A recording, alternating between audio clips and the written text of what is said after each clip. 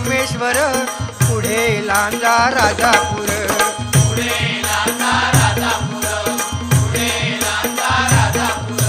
दापोली खेड गुहागर, रत्नागिरी जिल्ह्यावर.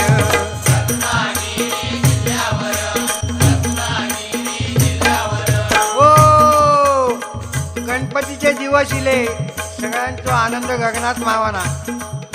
जो तो आपल्यापर्यंत देवाची कशी सेवा करू जावा.